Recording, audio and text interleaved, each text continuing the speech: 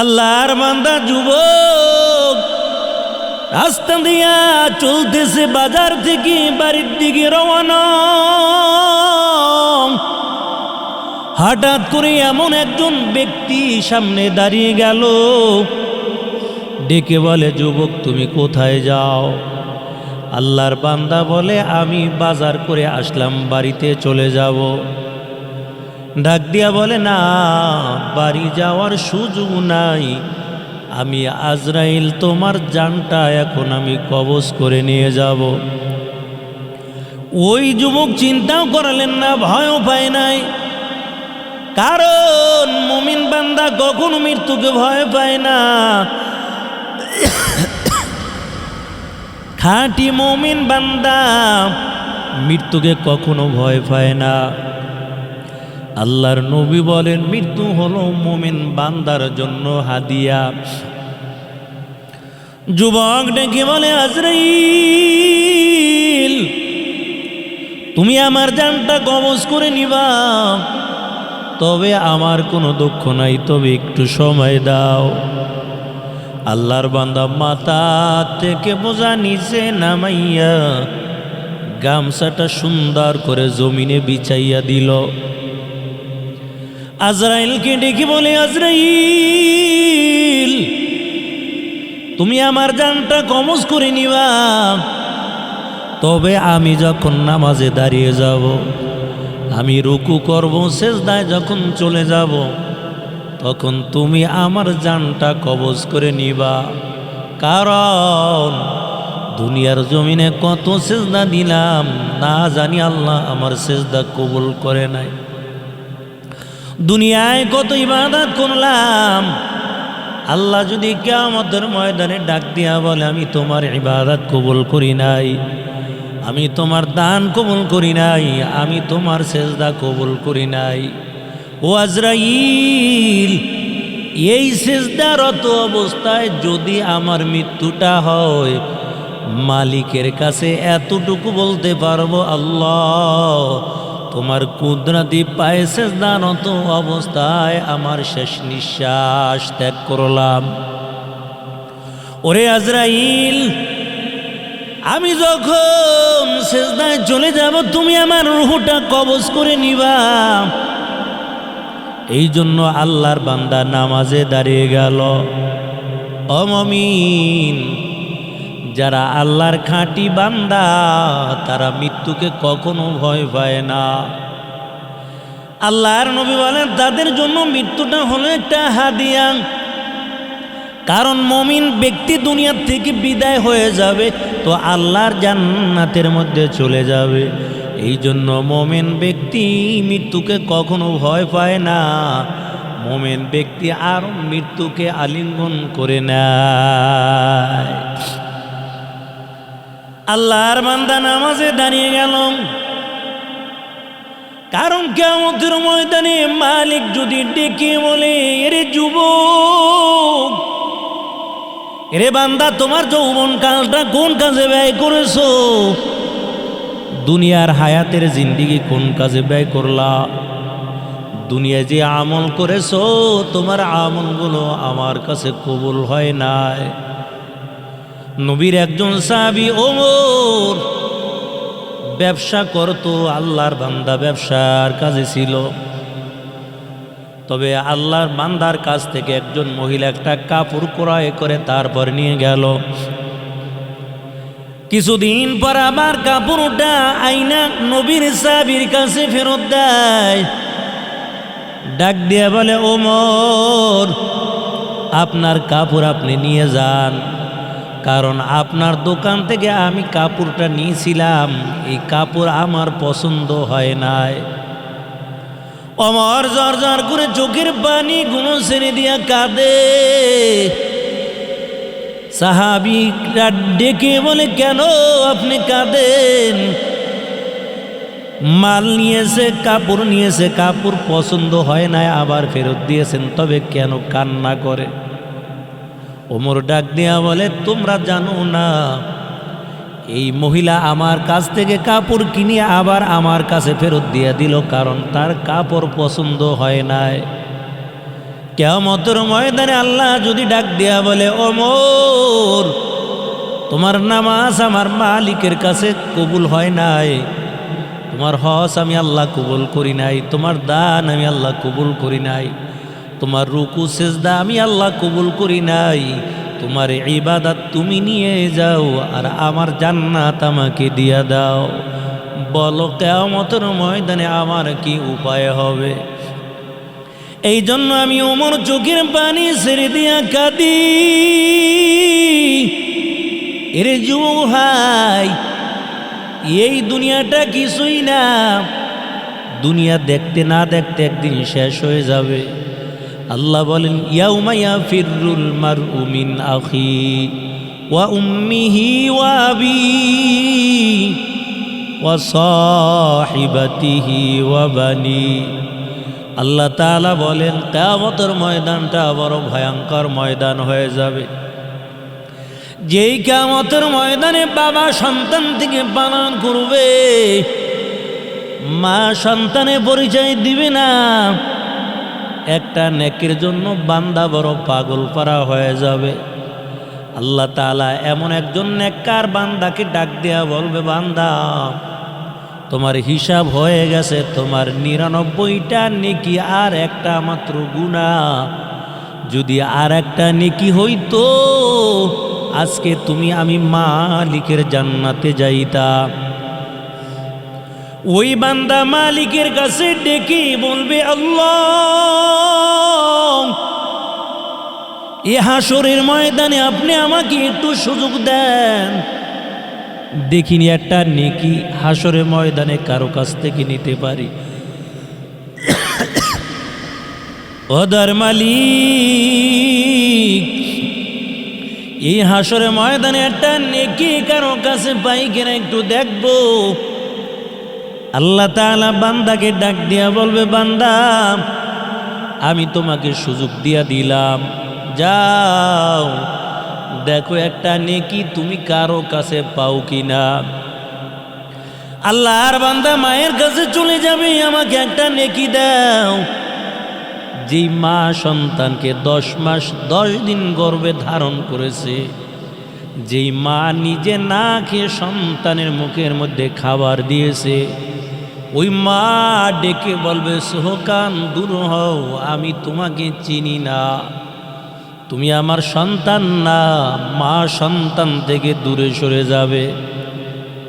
কিয়ামতের ময়দানে মা সন্তানকে একটা নেকি দিবে না, বাবার কাছে চলে যাবে। যেই বাবা সন্তানের জন্য কত পাগল, যেই বাবা ঈদের সময় নিজে জামা না কিনে সন্তানকে আগে জামা কিনে দেয়, নিজে না খাইয়া আগে সন্তানের মুখে খাবারের জন্য ব্যস্ত হয়ে যায়, যেই বাবা দুনিয়ার জমিনে সন্তানের সুখের জন্য মানুষের বাড়ি কাজ করে করে বাবার পিঠের চামড়াটা কালো করে ফেলায়, সূর্যের তাপ, তারপরও বাবা চায় দুনিয়ার জমিনের মধ্যে সন্তানের উজ্জ্বল সুন্দর জীবনটা দেখার জন্য। আল্লাহ বলেন, ইয়াউমা ইয়াফিরুল মারউ মিন আখি ওয়া উম্মিহি ওয়া আবিহি ওয়া সাহিবাতিহি ওয়া বানি। আল্লাহ তাআলা বলেন, ভাই ভাইয়ের পরিচয় দিবে না, মা সন্তানের পরিচয় দিবে না, বাবা সন্তানের পরিচয় দিবে না, বন্ধু বান্ধব বন্ধু বন্ধুর পরিচয় দিবে না, স্ত্রী স্বামীর পরিচয় দিবে না। এমন একটা কঠিন হাসরের ময়দান হয়ে যাবে, যেদিন সূর্যটা মাথার অর্ধ হাত উপরে চলে আসবে। সূর্যের তাপে কারো মাথার মগজগুলো টকবক টকবক করে ফুটতে থাকবে। রে আল্লাহর গোলাম, ওই কঠিন কিয়ামতের ময়দানে আমার আল্লাহ একদল লোকদেরকে ডেকে ডেকে আল্লাহর আরশের তলে ছায়া দান করে দিবেন। আর আল্লাহ বলবেন, বান্দা তোমার কোনো চিন্তা লাগবে না, আমার আরশের তলে তোমাকে আমি ছায়ার ব্যবস্থা করে দিলাম। এই এমন কঠিন হাসরের ময়দানটা হয়ে যাবে।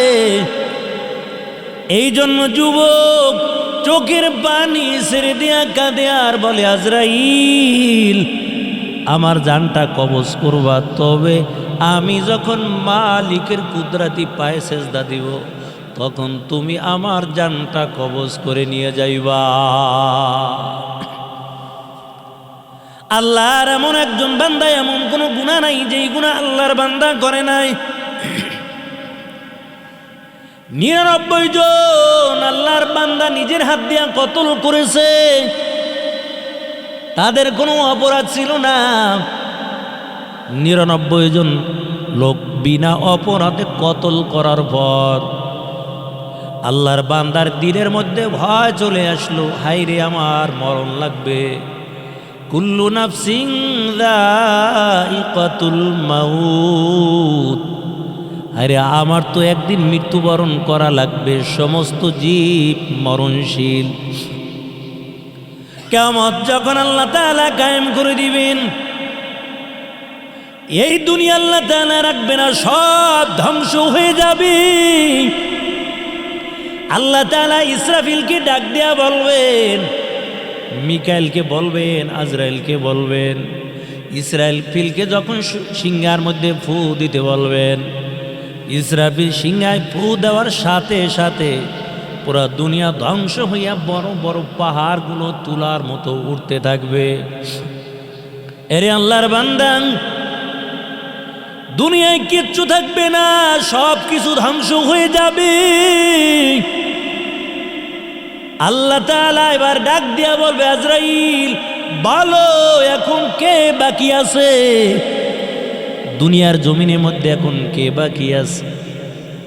আজরাইল ডাক দিয়া বলবে, আল্লাহ দুনিয়ার জমিনে আর কেউ নাই, সব মারা গেছে, সকলের জানগুলো আমি টেনে টেনে কবজ করলাম, তবে আর কেউ তো বেঁচে নাই। আল্লাহ আমি আজরাইল বাকি আছি, ইসরাফিল বাকি আছে, জিবরাইল বাকি আছে, আর মিকাইল ফেরেশতা বাকি আছে। আল্লাহ তাআলা আজরাইলকে হুকুম করবে, আজরাইল ওই মিকাইলের জানটা কবজ করে নাও। আল্লাহর অর্ডার পাইয়া আজরাইল মিকাইলের জানটা কবজ করবে। এবার আল্লাহ তাআলা বলবে, আজরাইল আর কে বাকি আছে? আজরাইল বলবে, আল্লাহ ইসরাফিল ফেরেশতা বাকি আছে। আল্লাহ বলবে, ইসরাফিলের জানটাও কবজ করে নাও। ইসরাফিল ফেরেশতার জানটা কবজ হয়ে যাবে। এবার আল্লাহ তাআলা বলবে, এবার জিবরাইল ফেরেশতার জানটাও কবজ করে নাও। জিবরাইল ফেরেশতার জানটা কবজ করে নিবে। আল্লাহ আওয়াজ দিয়া বলবে, আজরাইল বলো এখন আর কে বাকি আছে? আল্লাহর কাছে আজরাইল বলবে, আল্লাহ দুনিয়ায় কেউ নাই, তুমি আর আমি, আর আমি আর তুমি, আর তো কেউ নাই। কুল্লু নাফসিন যায়িকাতুল মাউত, আল্লাহ সমস্ত জীবের মৃত্যু হয়ে গেছে। আল্লাহ তাআলা ঘোষণা দিয়া দেয়, প্রত্যেকটা জীব মরণশীল। কয় দুনিয়ায় যেহেতু আল্লাহ তাআলা প্রাণ দিয়েছেন, একদিন না একদিন তার মৃত্যুর স্বাদ গ্রহণ করা লাগবে। আল্লাহ আজরাইলকে ডেকে বলবে, বলো কে আর বাকি আছে? আল্লাহ তাআলার কাছে আজরাইল বলবে, আল্লাহ কেউ নাই, কেউ নাই, একমাত্র আমি আজরাইল বাকি আছি। আল্লাহ তাআলা বলবে, আজরাইল তোমার মরণ লাগবে। এমন মরণ কেউ পালন করতে পারবে না, যেই মৃত্যু থেকে কোনো মানুষ পালন করতে পারবে না, যেই মৃত্যু থেকে জিবরাইল পালন করতে পারবে না, ইসরাফিল পালন করতে পারবে না। আল্লাহ বলবেন, মা তুমিও মরো। মৃত্যু যে কত বড় কঠিন। আজরাইল যখন মৃত্যুর সময়টা ঘনিয়ে আসবে, আল্লাহ বলবে, মউত তুমি মৃত্যুবরণ হয়ে যাও। আজরাইলের এত কষ্ট হবে। আজরাইল ডাক দিয়ে বলবে, আল্লাহ মৃত্যু যে এত বড় কঠিন, আগে তো জানি নাই কত মানুষের জান কবজ করলাম, কত কোটি কোটি ফেরেশতার জানটা কবজ করলাম। আজরাইলের জান কবজ হয়ে যাবে, আজরাইলও মৃত্যুবরণ হয়ে যাবে, কেউ নাই। আল্লাহ তাআলা বলবেন লিমানিল মুলকুল ইয়াউম লিল্লাহিল ওয়াহিদিল কাহার। আল্লাহ তাআলা বলবেন আজকে রাজত্ব কার? কেউ নাই।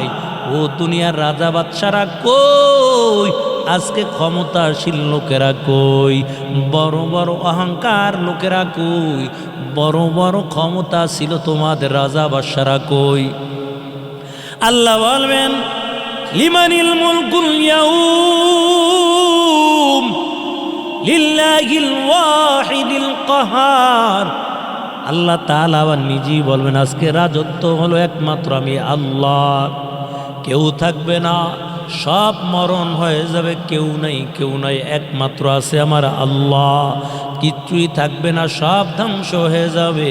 আল্লাহ তাআলা হুঙ্কার দিয়া বলবেন লিমানিল মুলকুল ইয়াউম লিল্লাহিল ওয়াহিদিল কাহার।